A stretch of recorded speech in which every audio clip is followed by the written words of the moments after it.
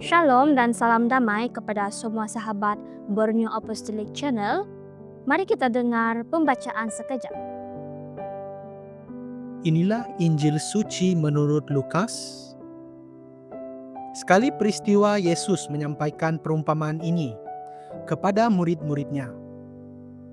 Dapatkah seorang buta menuntun orang buta? Bukankah keduanya akan jatuh ke dalam lubang? Seorang murid tidak melebihi gurunya, tetapi orang yang telah tamat pelajarannya akan menjadi sama dengan gurunya. Mengapakah engkau melihat selumbar dalam mata saudaramu, sedangkan balok dalam matamu sendiri tidak engkau ketahui? Bagaimana mungkin engkau berkata kepada saudaramu, "Saudara, biarlah aku mengeluarkan selumbar dalam matamu," padahal balok yang dalam matamu tidak engkau lihat? Hai orang munafik, keluarkanlah dahulu balok dari matamu, maka engkau akan melihat dengan jelas untuk mengeluarkan selumbar itu dari mata saudaramu. Tidak ada pohon baik yang menghasilkan buah yang tidak baik, dan juga tidak ada pohon tidak baik yang menghasilkan buah baik. Sebab setiap pohon dikenal dari buahnya. Karena dari semak duri orang tidak memetik buah ara, dan dari duri-duri orang tidak memetik buah anggur. Orang yang baik mengeluarkan barang yang baik dari perbendaharaan hati yang baik. Tetapi orang jahat mengeluarkan barang yang jahat dari perbendaharaan hati yang jahat. Sebab yang diucapkan mulut meluap dari hati. Demikianlah sabda Tuhan.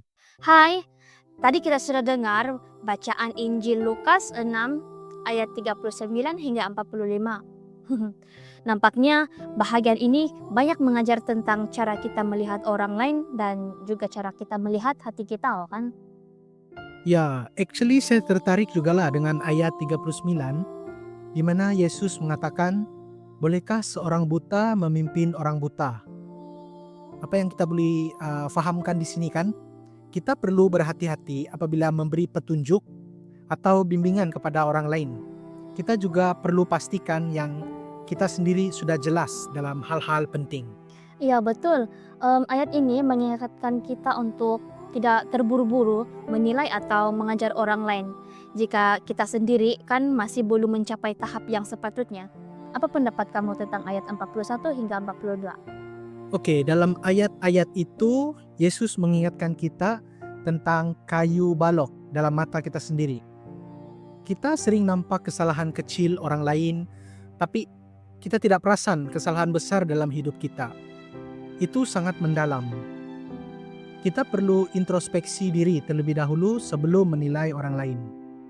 Betul, itu juga yang saya pikirkan lah. Saya rasa Yesus ajar kita untuk rendah hati dan tidak terlalu cepat menghakimi. Setiap orang ada kekurangan dan kita harus lebih banyak memberi kebaikan dan pengertian. Seterusnya, dalam ayat 43 hingga 45, Yesus menjelaskan bahwa seseorang itu akan mengeluarkan apa yang ada dalam hatinya. Jadi di sini kan kalau hati kita penuh dengan kebaikan, maka kata-kata dan tindakan kita juga akan baik.